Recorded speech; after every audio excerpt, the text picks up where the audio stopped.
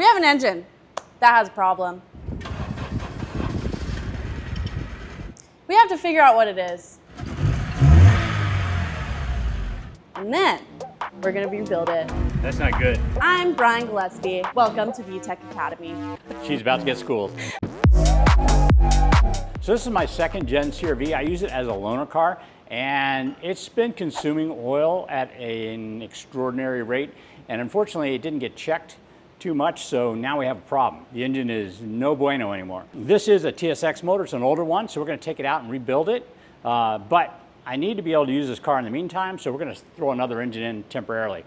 I do not want to do an Accord motor. That's only 160 horsepower, although it's as much as what came out of here. I don't want to go backwards. So looking around through all the engines we happen to have a CRV bottom end with a TSX top end. We used it for another project earlier. I'm hoping we can still get 200 horsepower out of that, so we're going to throw that motor in here and tune it up and see what we can do. I have a new assistant here today. In fact, I have two new assistants here today. So we are going to be working on this car engine, dropping it out, and we'll roll the other engine over here, put it all back together, and throw it in the car. Shouldn't take but a day.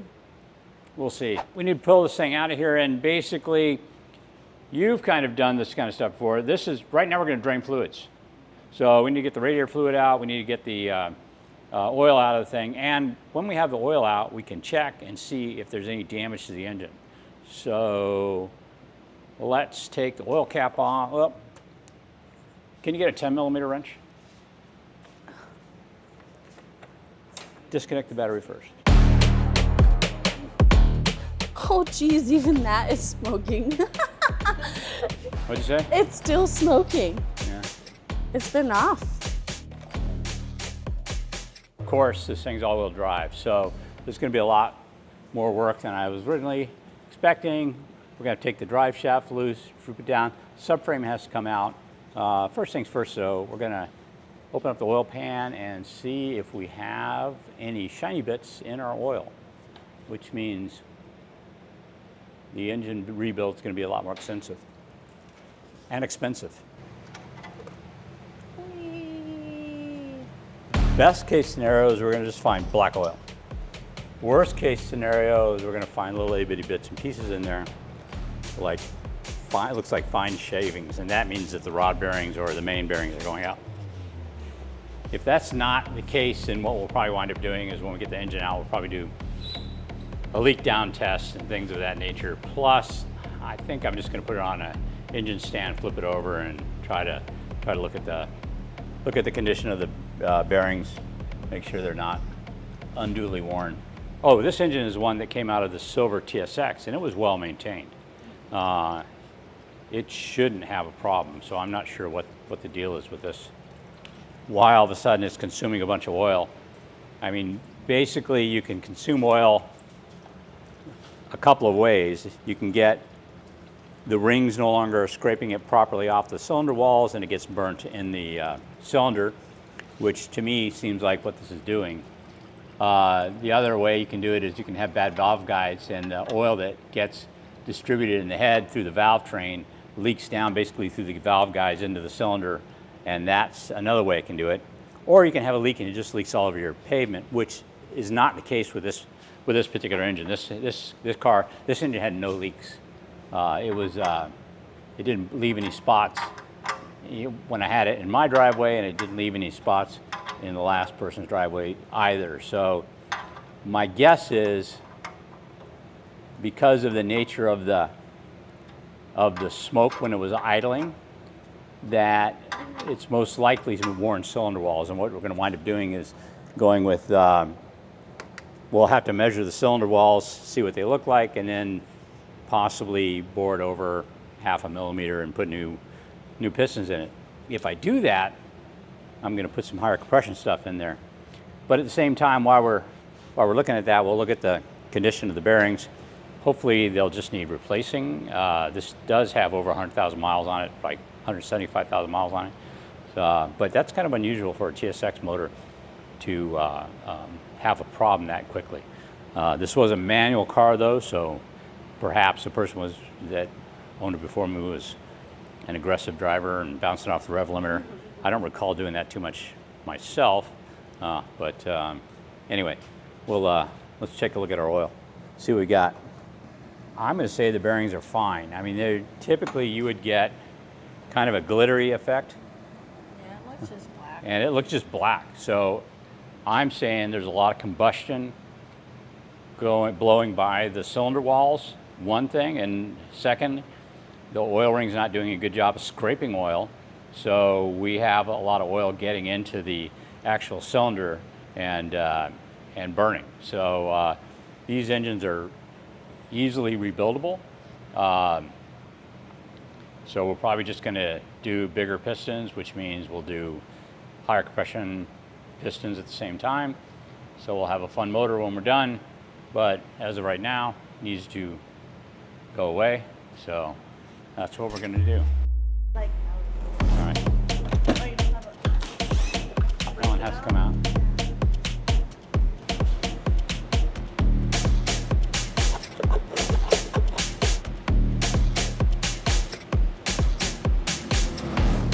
No, just garbage, no metal. All right, we're good.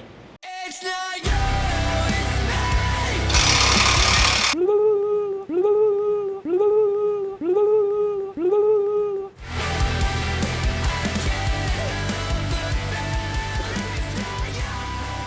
Disconnect the sway bar, disconnect the lower control arms. We can swing those out of the way, then we can take off the 2 mounts and drop the subframe out, which makes it really easy. Then we can get to the rear drive shaft, take it loose. Then we can go and the exhaust, take it loose, go back up top, disconnect everything out, drop the motor out. So it's actually not that hard. so easy. There you go.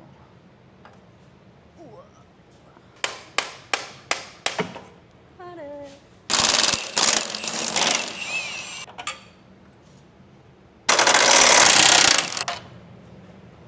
Go that way. There we go. That's dirty. I think I see where all the oil's been going. Twilight, sponsored. Whoa, who the hell tightened it?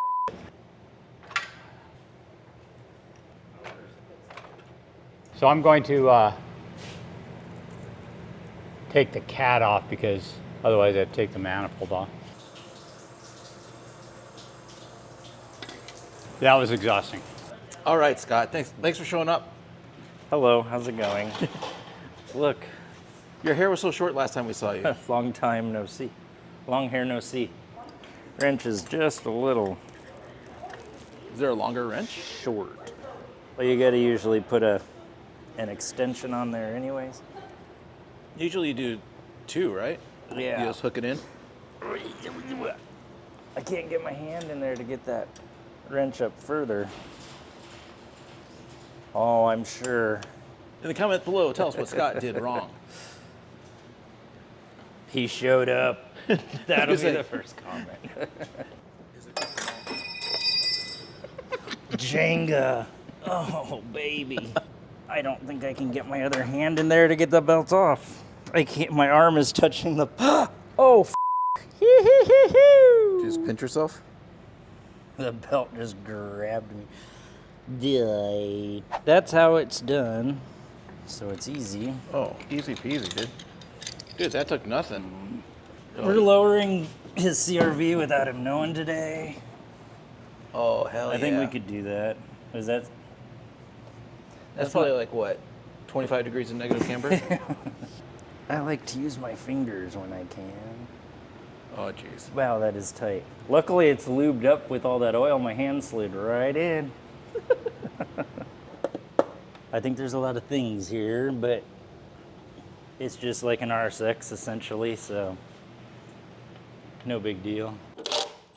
Right now, I'm going to take the ECU out to get the wiring harness out of the firewall. Nice. Pulling.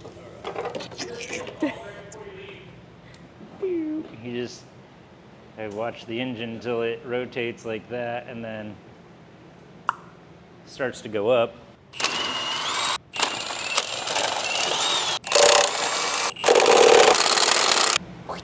No squirty. Okay. Noise.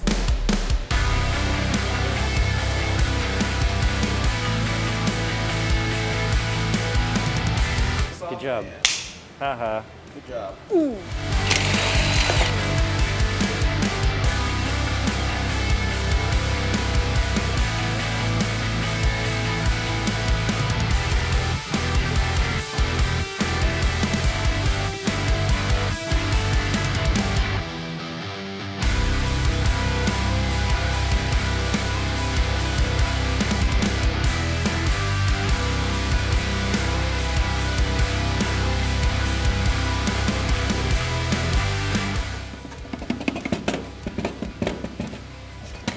So we're gonna have to use that, that thermostat housing and thermostat.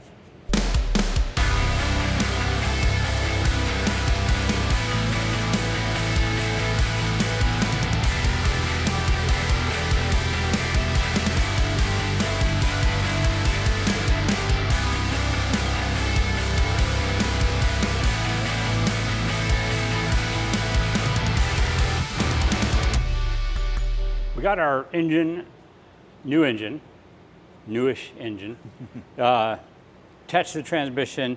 We're putting it in right now. We got to kind of jock it into place.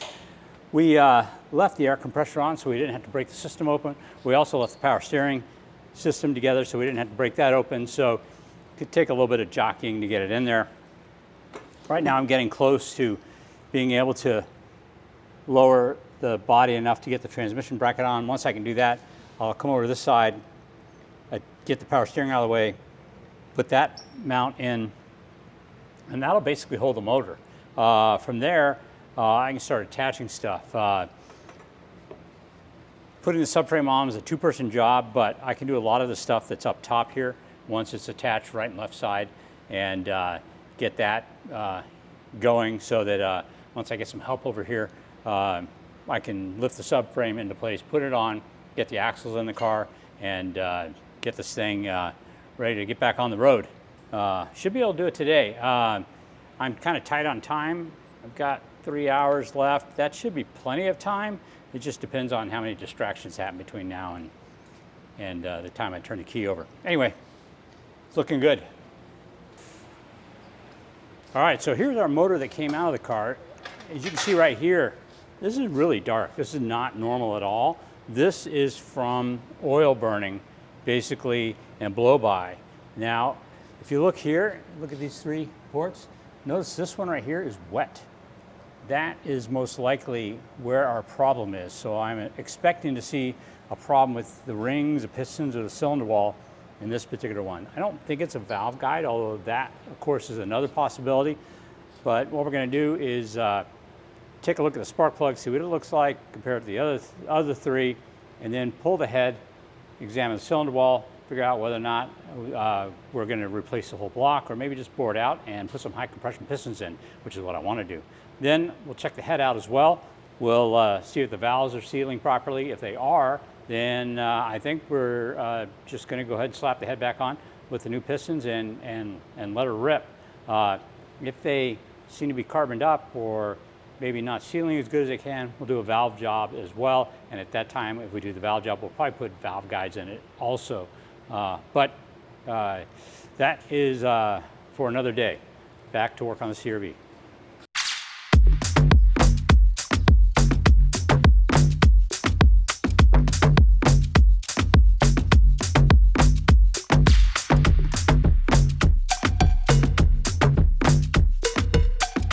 All right, how much we got left? Well, a lot actually. Wiring harness, axles,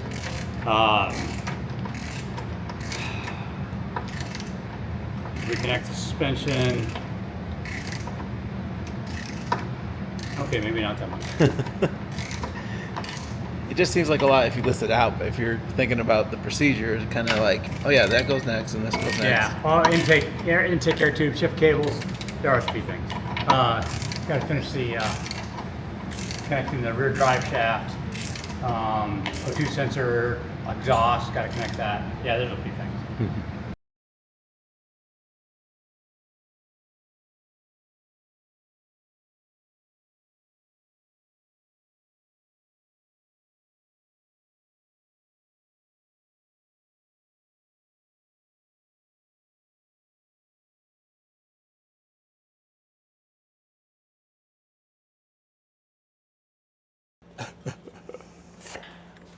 Passport raw.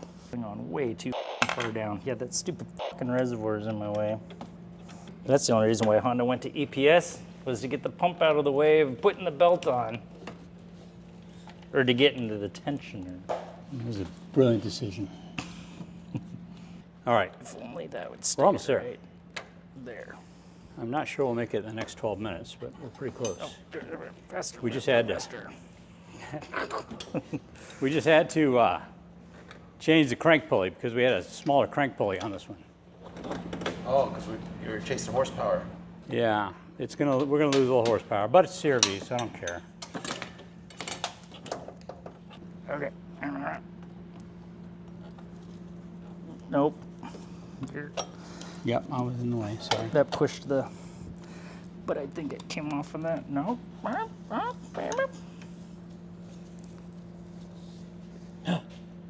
we on? I think so. I had a problem with it. It kept trying to slip off the actual tensioner pulley there. Perfect. Really happy that Honda put this mud port to the back of the engine for this wheel so we could get in here for the wiring.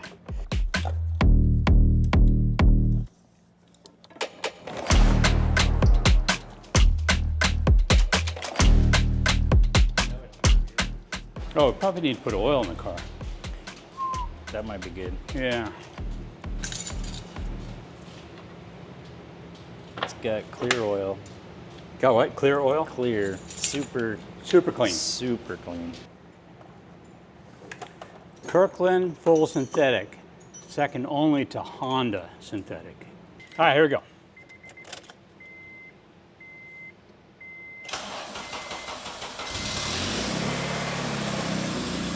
Oil lights out.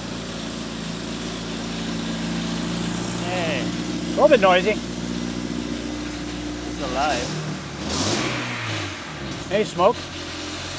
Did we hook up the exhaust? I don't know if we hooked up the exhaust. I hooked it and up. all that. Oh, okay.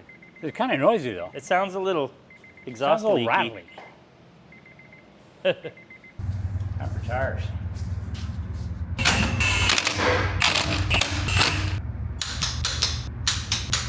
Okay, we swapped the motor out, so we have our built K24, and by built I mean basically it's a CRV bottom end that we put a TSX head on. I think we got around 187 horsepower approximately when we tuned it before. This time around, by the way, we just have a regular TSX tune in here, so I'm kind of curious to see how it does. But obviously it's not smoking like crazy like the other one does. We're still getting a little bit of smoke out, but I think there's a bunch of oil basically in the exhaust that needs to be burnt out. But the engine sounds nice and quiet. We filled it up the radiator. AC's working, so let's take it for a test drive and see what we got. All right. By the way, interesting, I think I have another TSX head. I think I'm going to try putting that on an Accord bottom end. If you recall, we talked about doing that earlier, and the pistons actually make contact with the head. So I'm going to make a few modifications to the piston tops so they don't hit the head, and see what's going on. A little bit of a groan coming from the power steering. I think it's spitting fluid when we clean this thing. Well, I'm sorry, when we took the engine out, I noticed there was a bunch of stuff over on the subframe on the right-hand side, and that typically is power steering fluid. Sometimes it's oil, but that's usually on the back side. Anyway, we have the proper stuff going on here. Too much traffic. Let's see if I can find a place where I can open her up a little bit.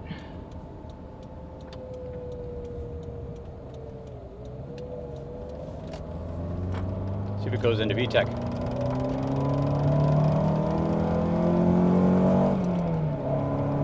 Honestly, it didn't sound like it went into VTEC. All right, where's the thumping coming from? I must have a window open. Oh, I do.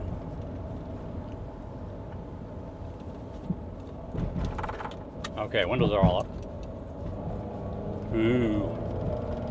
I like this car. It's got AC. I wound up loaning it out, and honestly, that other engine was a little bit tired. Obviously, it was burning oil, which I wasn't really aware of, because it went through a couple of quarts pretty quickly, a lot quicker than it should have. We're going to take that motor apart and kind of check it out. So, in fact, I was talking to my son, and we're probably going to turn that into a... That's idling way high. Yeah, we'll figure that out.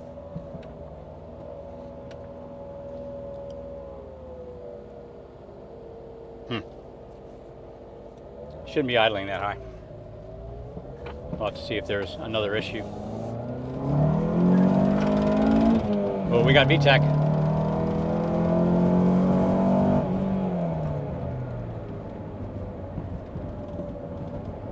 And we have cars parked in the middle of the street.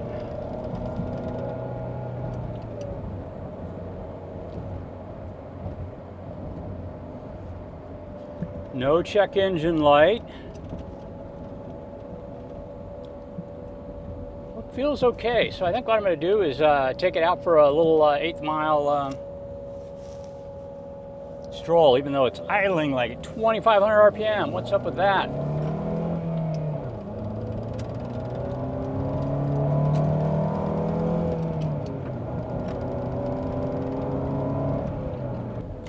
Eventually, I will get a code for the high idle.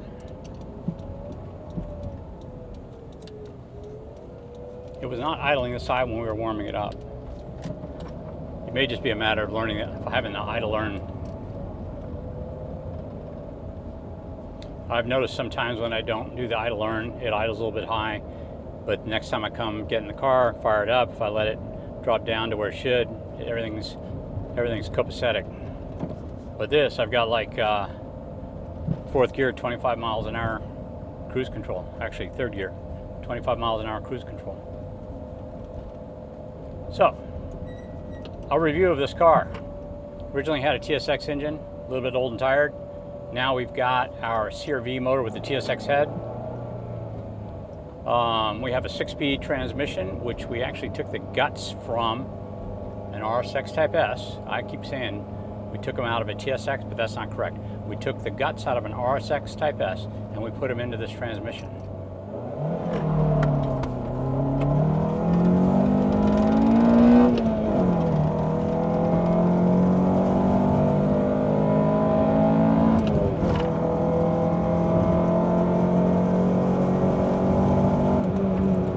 My 8th mile time is the same as a 0-60 time.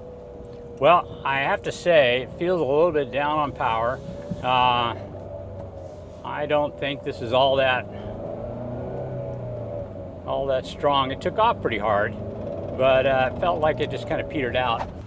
This is our 8th mile time, which just happens to be also our 0-60, 11.8. Now, if you recall, when we had the tired TSX motor in here, basically the same time. I think it was 1180 something, 3, 4, whatever. So I actually think I could have ran a better time. I think I'd be in the 1160s with a couple of practice launches. But our low compression CRV bottom end with the TSX head is basically the same as our tired TSX motor. So pretty happy with that. I'm not going to bother going out and making any more runs with this. So I feel pretty good about that. We do need more power for this thing. It would be nice if this thing could accelerate a little bit faster and be a little bit more responsive on the road. It'd be a lot more fun like that. So I'm going to try and figure out how to get more horsepower out of this, and that'll be the next episode on this car. Might want to do a lift kit too. Oh, maybe some tires and maybe some other cool things, a rack. Anyway, we got more stuff to do this thing, so stay tuned. Anyway, guys, thanks a lot. If you want to see more videos like this, we do have 2 other CRV projects which are getting K-swaps, they're 1st generation CRVs, so think about liking and subscribing. If you got a friend with a CRV, maybe you might share it with him as well. And please hit the like button. That helps bring us to more people, helps us be able to forward these projects and learn new stuff. So remember, anything we're doing with this, for the most part, applies to any K-Series power car. So we'll talk to you guys later. Thanks for clicking on us. Bye.